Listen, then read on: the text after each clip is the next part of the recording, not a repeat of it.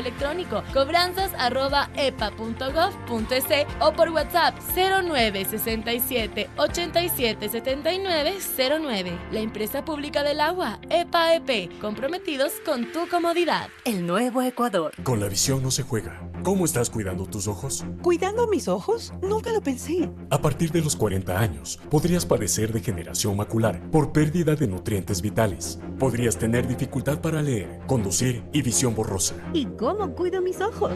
Toma una cápsula diaria de Maxivis, que repone los nutrientes que tus ojos necesitan. Maxivis, fórmula avanzada con vitaminas esenciales, que previene la pérdida gradual de la visión. Protege tus ojos con Maxivis. Con calidad Pharmabrand. Llegó a Ecuador el nuevo Apronax Pro con tecnología bicapa. La primera capa actúa de forma inmediata para un rápido alivio y la segunda prolonga el alivio de múltiples dolores hasta por 24 horas con una sola tableta. Con Apronax Pro, la vida sigue, el dolor no. Encuentra Apronax Pro en tu farmacia más cercana. Si los síntomas persisten, consulta a tu médico. Fin de espacio promocional y publicitario. La revista de opinión Democracia, buscando la verdad en todas partes.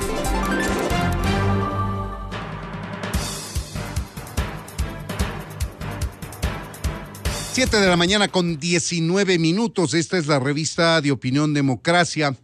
Estamos transcurriendo en el cronograma electoral del Consejo Nacional Electoral el periodo para el cual se realizan las elecciones primarias. Esto lo establece la ley, pero creemos que realmente no hay tales elecciones primarias, no hay un verdadero ejercicio de democracia interna. Esto ya lo analizamos en un panel anterior, pero vale la pena aclararlo. Este plazo para designar a los candidatos que los movimientos y partidos políticos nos van a proponer a los ciudadanos para elegirlos en febrero próximo, termina mañana. Es decir, mañana tendremos un tablero político electoral más o menos cercano al que podrían presentarnos en la papeleta. ¿Por qué? Porque todavía se establece la posibilidad de alianzas y 1, 2, 3 candidatos te pongan su nombre en función de otro y se armen alianzas. Esa posibilidad todavía existe unos días más. Vamos a ver qué ocurre. La izquierda, algunos partidos de izquierda están ensayando eso. Algunos candidatos de centro derecha han dicho que están dispuestos a renunciar a sus aspiraciones legítimas en pos de la unidad y el fortalecimiento de una tendencia. En fin, mañana se acaba el plazo y faltan algunas organizaciones políticas. Ya se ve en el panorama los nombres, algunos se han concretado, otros han sido un poco sorpresivos, pero ya está más o menos el tablero político electoral. Este tema lo vamos a analizar, como lo anunciamos, con el doctor Ramiro Rivera. Él es un sociólogo, politólogo, ex asambleísta, o mejor dicho, ex diputado, un tipo que conoce mucho del tema de la política en nuestro país. Doctor Ramiro Rivera, bienvenido a Revista de Opinión Democracia. Le saluda Freddy Paredes. Buenos días. ¿Nos escucha, doctor? Nosotros no le estamos escuchando. Vamos a ver qué es lo que ocurre. Mientras se revisa el tema de la comunicación, vamos a revisar las últimas candidaturas que se han concretado. Por ejemplo, la de Henry Kronfle por el Partido Social Cristiano junto a Diana Pasley. Henry Kronfle ya venía sonando como la opción del Partido Social Cristiano, el actual presidente de la Asamblea Nacional, pero ayer ya en su convención se hizo público, le acompañará Diana Pasley como compañera de fórmula. Ellos conforman el binomio que va a poner a consideración de los ecuatorianos el Partido Social Cristiano. Lo propio ha hecho el movimiento Construye. Henry Cucalón, otrora insigne representante del Partido Social Cristiano, es ahora quien opta por la candidatura presidencial por Construye, y lo hace junto a Carla Larrea, una ingeniera comercial, modelo, comunicadora, que le va a acompañar como compañera de fórmula en la papeleta. También la convención tuvo su realización aquí en Quito, en el sector de Cumbayá, y desde allí se hizo el anuncio. Francesco Tabaqui, que estuvo ayer con nosotros, también busca tener el apoyo, el cobijo de Creo, del partido político del expresidente Guillermo Lasso, del cual fue su gobernador, para que le impulse una candidatura presidencial. No sabemos si esto va a ocurrir o no, es un poco atípico. Generalmente las negociaciones son hacia adentro, no hacia afuera, ya lo dijimos en conversación con Francesco Tabaqui precisamente, pero eso es cuestión de pocas horas, a ver a quién promueve, Creo, como candidato a la presidencia de la República, o propone, mejor dicho. Y tenemos a Eduardo Sánchez, que será el candidato del movimiento Reto, es un empresario, Eduardo Sánchez Saucedo, es candidato presidencial del movimiento Renovación Total, cuyas siglas son Reto, confirmaron fuentes de la agrupación política. Todavía no se decide quién será su compañera de fórmula. Reto inició el lunes pasado sus procesos de democracia interna a nivel local de manera virtual. Eduardo Sánchez fue presidente nacional de Reto hasta abril pasado, y Reto ha participado en las últimas semanas en los diálogos para consolidar un frente de unidad en la tendencia de izquierda, se ha dicho. Esto de Eduardo Sánchez se ha transparentado en las últimas horas, pero no es un tema oficial. Ahí tienen ustedes algunos de los últimos binomios presidenciales que se han presentado como precandidatos. Hemos resuelto el tema de comunicación, entendemos que el doctor Ramiro Rivera ya nos escucha y nosotros podemos escucharle. Buenos días, Ramiro, bienvenido a Revista de Opinión Democracia.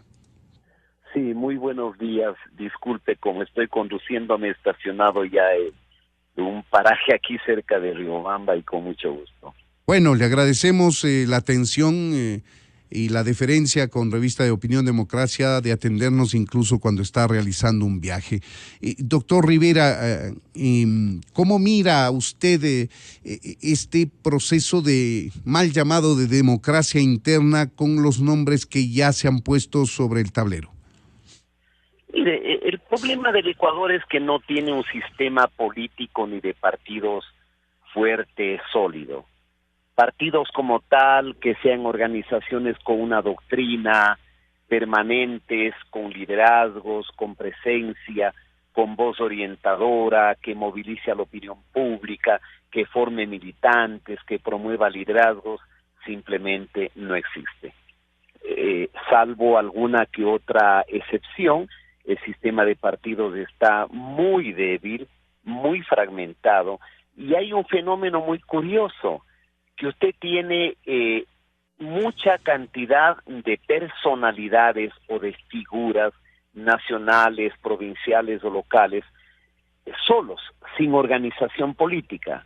En cambio, hay otras fachadas de organización política que en algunos casos son simplemente membretes, simulaciones, sin figuras políticas. Y además, ese tipo de organizaciones, entre comillas, se han vuelto en un lucrativo negocio, porque arriendan, alquilan, venden los movimientos, transfieren los movimientos, y con frecuencia usted escuchará, fulano de tal ha comprado tal movimiento, mengano de tal ha comprado o alquilado otro movimiento, y más de una denuncia muchas veces. En los últimos procesos electorales hay gente que dice, no fui candidato porque me pidieron 2 millones o porque me pidieron 200,000 para ser candidato. Ese es un primer factor. El segundo, que usted tiene una ley electoral que es el Código de la Democracia, que fue diseñado para la hegemonía del partido gobernante en esa época, es decir, el movimiento liderado por el señor Correa, que ha estimulado la dispersión. Es imposible que una democracia pueda funcionar con 270 o 280 movimientos y partidos políticos, hasta en las parroquias. Es una locura demencial. Ahora tiene usted 16 partidos y movimientos nacionales, por lo cual todos están obligados a una carrera electoral para sobrevivir en el registro del Consejo Electoral, y es muy probable que tengamos más de una docena de binomios presidenciales. pero me da la impresión que en este evento electoral, como en el del 21, como en el del 23, va a producirse lo que podríamos denominar una bipolarización. ¿Qué significa eso? Que es altamente probable que 70 o 75% de cada 100 votantes vaya por una o primera opción, en este caso por ADN y por Daniel Noboa, y el resto por el correísmo. Difícilmente, creo yo, con todo el respeto, habrá una tercera opción que logre penetrar en el electorado y tener una eventualidad de acceder a la segunda vuelta. Sería lo ideal, porque usted tiene candidatos como Henry Cucalón, por ejemplo, que representa a una nueva generación y es un hombre ponderado, inteligente, equilibrado, de centro. Pero me parece que lo que se va a producir en el Ecuador es una nueva bipolarización con una distinción. Quizá por primera vez el correísmo en esta elección va a quedar segundo en la primera vuelta, si es que hay segunda vuelta, y obviamente será derrotado, porque usted tiene un movimiento correísta diezmado, debilitado. Es evidente que no solamente se trata de un movimiento mezclado en muchísimos actos de corrupción, sino que ahora hay serias sospechas de vínculos con grupos criminales y con el narcotráfico. Usted ya le ve ahí al ruso, que era para el señor Correa un Boy Scout, y era parte de una banda terrorista y delictiva, y tiene los testimonios ahora de jueces que dicen Norero, el narcotraficante, nos estimulaba y nos quería entregar dinero para que le otorguemos medidas cautelares que permitan el retorno del señor Correa. Entonces, amén de que el binomio del señor Correa es un binomio perfectamente chavista, no podían haber encontrado peor binomio, de uno que fue asesor de UNASUR, de uno que estaba muy cerca de Chávez, y el mundo entero sabe lo que ha representado el chavismo en Venezuela, un país devastado y destruido completamente.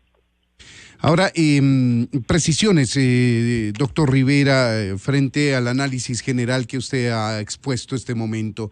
¿Usted quiere decir que la polarización correísmo-anticorreísmo va a volver a reeditarse en estas elecciones, pero al opinar que podría ganar el actual presidente, que tiene la mayor intención de voto actualmente en primera vuelta, si es que hay segunda vuelta dicho, quiere decir que esta sería, digamos, la última disputa electoral del correísmo con un respaldo importante, porque no podemos pensar que va a desaparecer después de estas elecciones el correísmo, sino que después de estas elecciones, quiero entender de sus palabras, el correísmo pasará a ser una organización política más con posibilidades de morir hasta por inanición.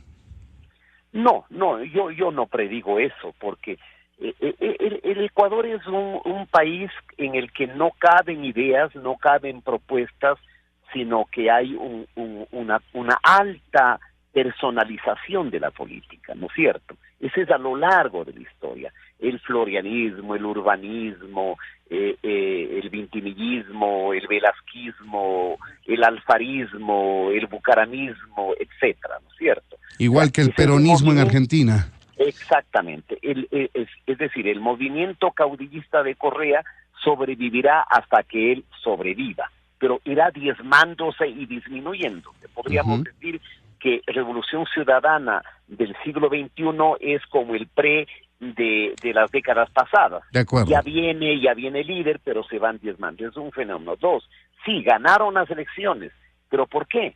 Ganaron con el 18%, con el 19%. El alcalde de Quito ganó con el 25%. Entonces, el correísmo tiene un arma de doble filo. Ya no está solamente en posibilidades de atacar al gobierno, sino que los electores están en posibilidad de evaluar, de sancionar, de reclamar a los organismos seccionales vinculados al correísmo. Le doy un ejemplo. El alcalde de Guayaquil deberá responder a la denuncia hecha por el presidente de la República, que tiene a mi juicio bastante fundamento, tengo información, del contrabando de combustible. ¿Sabía usted que a lo largo del poliducto hay más de 100 pinchazos en el poliducto? Que hay toda una mafia para contrabandear con el combustible, el diésel o las gasolinas. Entonces, ahí tiene un problema que explicar. Correa tiene que explicar los vínculos con el narcotráfico y además que su binomio, aunque quiera poner distancias del modelo autoritario venezolano, usted tiene videos donde la señora Luisa dice que Venezuela está mejor que Ecuador y usted le tiene gritando y cantando al lado de Maduro al señor Correa diciendo que quiere que el Ecuador esté más cerquita que Venezuela. Es decir, además de eso, pienso que ya también hay un problema de carácter generacional. Fíjese usted que entre el presidente Daniel Noboa y el señor Correa hay una distancia de un cuarto de siglo en edad. Uh-huh. Con el exalcalde Nebot hay más de 30 años de distancia. Y entonces, este es una nueva generación que ha irrumpido en la política, generación que utiliza con enorme destreza y habilidad el mundo digitalizado frente a una clase dirigente del pasado que como que no ve esta mutación tecnológica que se ha producido, como que sigue anclada en los temas, diríamos, del enfrentamiento viejo. Y no quiero decir que la dialéctica correísmo o anticorreísmo es el que determina todo, porque usted tiene un correísmo del 20 al 22% sólido, un anticorreísmo que supera el 30% y un 50% de jóvenes que quieren ver el futuro, que no quieren estar condenados a la dialéctica del confrontamiento correísmo y anticorreísmo, que quiere empleo, que quiere progreso, que quiere prosperidad, que quiere inversión, que quiere emprendimiento, que quiere libertad. Y eso ya no lo representa el correísmo, porque el correísmo está anclado, diríamos, en el viejo esquema autoritario, estatista, intolerante, y quedan enormes huellas de dolor de una década realmente perjudicial para la sociedad ecuatoriana. Porque, claro, usted todos los días ve asesinatos, secuestros de express, violencia, cruce de cuentas, toda violencia. ¿Y quién puede desconocer que hoy estamos viviendo la secuela de una década de tolerancia, de convivencia, de cohabitación y de complicidad? Claro, y eso me hace consultarle. Y esto me hace consultarle, doctor Rivera, y cómo se va a desarrollar este proceso político electoral con un nuevo actor, ya no de manera, digamos, a manera de sospecha, sino ya como un hecho cierto y evidente, tenerle al narcotráfico como actor electoral en el área de financiamiento de algunas organizaciones políticas, de algunos candidatos. Bueno, ese es lo que usted señala, pone usted el dedo en la llaga más dolorosa de la sociedad ecuatoriana. Porque antes usted podía cuestionar que tal industrial, que tal grupo económico está detrás de tal o cual candidato.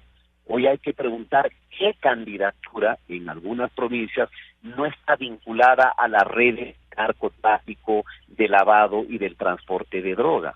Fíjese usted que la economía criminal del Ecuador se supone que maneja de 15 a 20 mil millones de dólares por año, y que al menos habrían entre prefecturas y alcaldías casi 60 a 70 vinculadas con el narcotráfico. Le doy un último ejemplo: Durán de la zona 8 con San Borondón y Guayaquil, donde está el epicentro de la violencia. Usted descubre una alcaldía llena de empleados de una de las bandas criminales, uno de los líderes de la criminalidad con empresas que tiene contratos, empleados del municipio involucrados, el cuerpo de bomberos involucrados. Es decir, lamentablemente la economía criminal penetró no solamente la economía en el Ecuador, penetró en los gobiernos seccionales, contaminó la institucionalidad, contaminó y ensució una parte de la fuerza pública, y usted no sabe qué más está más arriba, el lavado de miles de millones de dólares en el sistema financiero. Entonces usted tiene un actor protagónico de la política hoy, que es el narcotráfico, que implica amenaza y que implica muerte.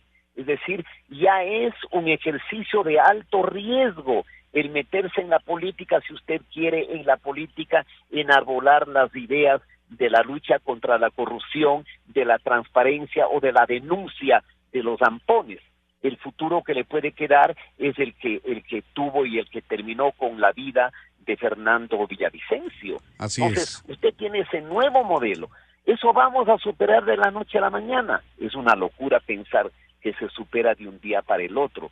Si el narcotráfico tuvo 10 o 15 años para fermentar, para ampliar, para echar sus profundas raíces en el cuerpo social y en la institucionalidad, esta guerra tendrá que durar 1 o 2 décadas por lo menos. Claro. No, preguntemos a los mexicanos o a los colombianos. Lo vemos tan cerca de nosotros en Colombia y en México. Así es. Doctor Rivera, una última consulta.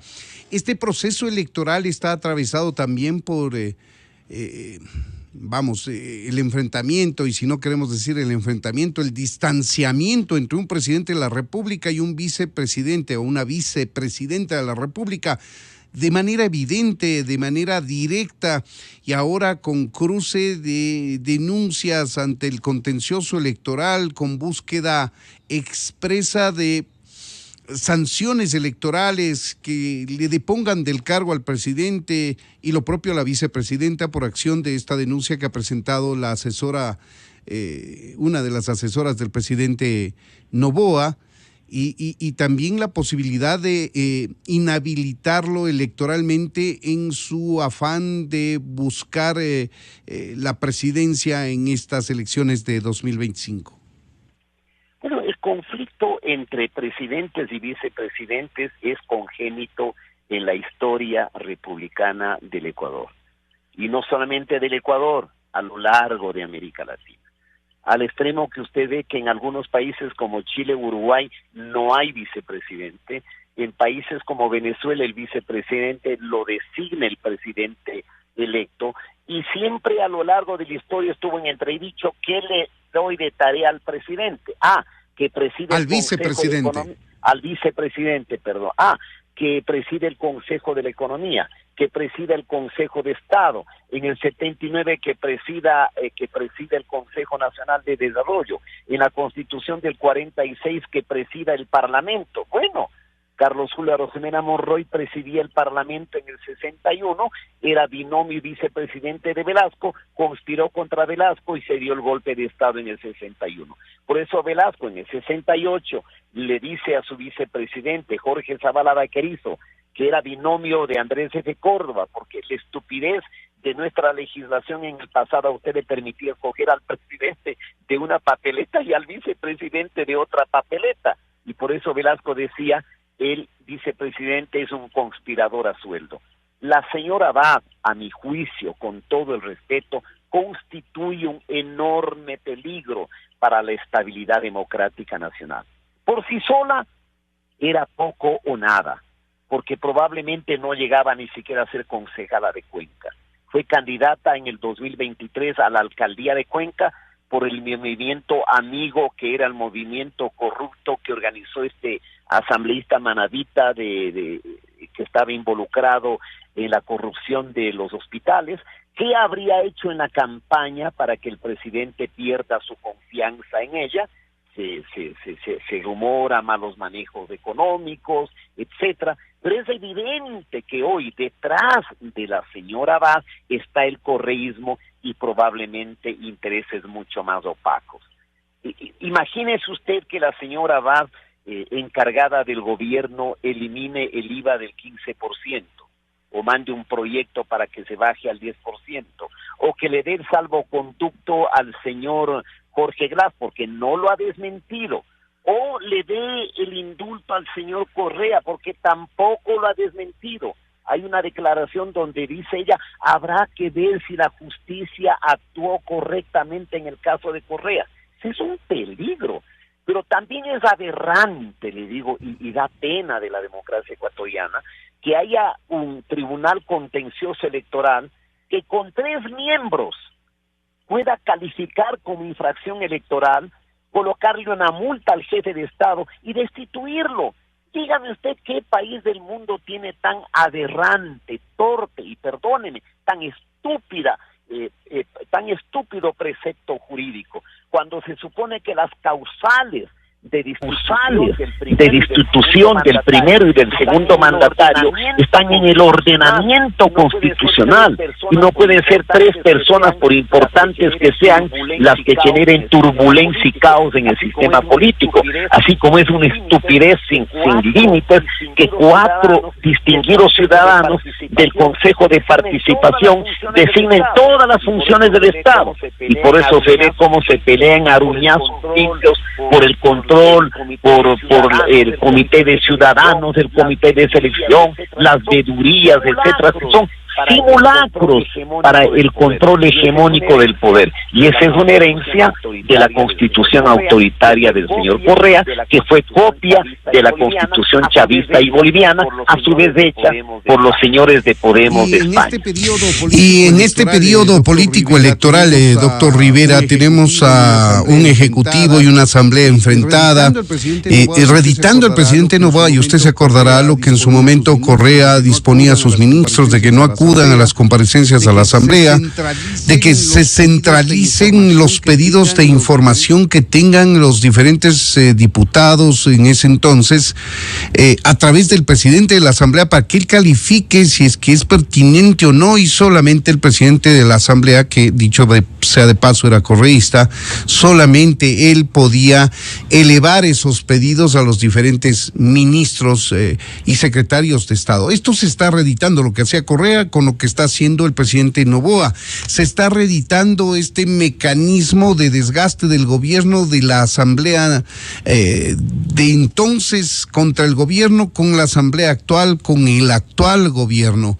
Y tenemos a una asamblea que se ocupa de todos los temas posibles, menos de los que les interesa o nos interesa a los ecuatorianos, doctor. Bueno, yo no lo pondría como 2 fenómenos equivalentes, paralelos o gemelos. El régimen del señor Correa fue omnipotente, todopoderoso, autoritario, abusivo, atrabiliario, que no conoció límites de la legalidad. No se olvide usted que el señor Correa dijo que era jefe del Estado, jefe de gobierno y jefe de todos los poderes del Estado. Le faltó un poquito decir el Estado soy yo, como Luis XVI en la Francia monárquica y medieval, que fue derrotada por la revolución de 1789. No se olvide usted que el señor Correa prohibía a los ministros que den información. El señor Correa perseguía a los comunicadores, los enjuiciaba, penalizaba la protesta social. Eso no es lo mismo. ¿Qué es lo que pasa ahora? Que usted tiene un parlamento lamentablemente hegemonizado por el correísmo, que como no le confirieron la impunidad, que es la agenda sustantiva del señor Correa, persigue, hostiga. Hay ministros que son llamados todos los días al Parlamento. He conversado con algunos señores ministros, dicen, he tenido que ir a 50, 60 comparecencias, absolutamente para nada. ¿Cree usted que es ético que legisladoras del correísmo le pidan, por ejemplo, a la canciller información confidencial que es útil para nuestra defensa en la Corte Penal Internacional, para trasladarla a sus compinches de López Obrador en México? Eso no es legítimo, eso es absolutamente anómalo. Esa es la antítesis de la representación parlamentaria. Un parlamentario tiene derecho a fiscalizar, tiene derecho a pedir información, pero no tiene derecho a torpedear y a bloquear toda la actividad del Estado. Supongo que los ministros podrían enviar toda la información en papelería y en documentos. Dudo que la mayoría de los correístas pueda entender ese asunto. Pero tiene usted ahí un fenómeno que le anticipo. A pesar de que el correísmo sea derrotado, le aseguro que su representación parlamentaria será grande. ¿Por qué? Porque nos dejaron la trampa, y eso no ve la clase política dirigente ecuatoriana, la trampa de las circunscripciones territoriales, que le otorga al correísmo una sobrerepresentación. Es decir, fueron tan hábiles que hasta roban sobrerepresentación más allá de los votos que tienen. ¿Cómo explica usted que un candidato a la primera vuelta del correísmo logre, digo usted, 32%? que frecuentemente el líder presidencial tiene más votos que las listas, y las listas tienen 45% de la votación y el 60% de la representación. Es una locura. Entonces, a mí me parece que el próximo gobierno tendrá que imprimir una reforma institucional profunda en el Ecuador para que esta sociedad tenga viabilidad en el futuro. Algunos puntos que se han puesto sobre la mesa en este proceso electoral o preelectoral que vive el país en medio de temas tan evidentes como la presencia del narcotráfico, como el enfrentamiento entre el presidente y la vicepresidenta, como la pugna entre el Ejecutivo y la Asamblea. En fin, doctor Ramiro Rivera, siempre gracias por habernos atendido, más aún cuando estaba de viaje. Queremos reconocer aquello. Muchas gracias y que tenga buenos días. A usted un buen día y muchísimas gracias. Un abrazo. Gracias, doctor Ramiro Rivera. Son las 7 de la mañana con 48 minutos.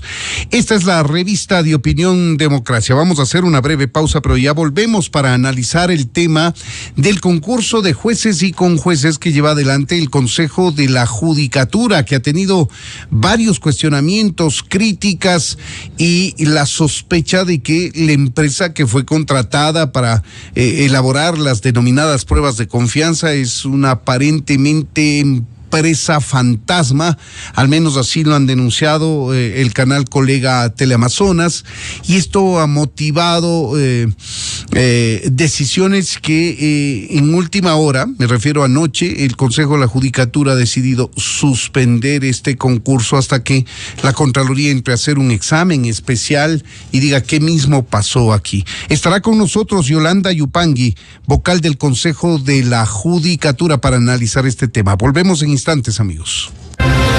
Usted escucha la revista de Opinión Democracia.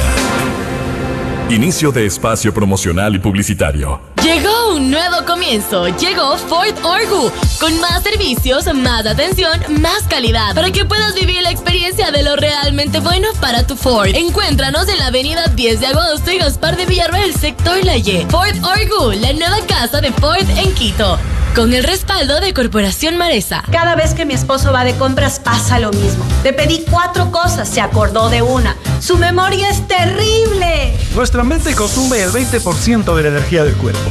Sin los nutrientes necesarios podrías tener falta de concentración y memoria. Toma Recorderis, el experto en cuidar tu memoria, concentración y energía. Activa tu memoria con Recorderis.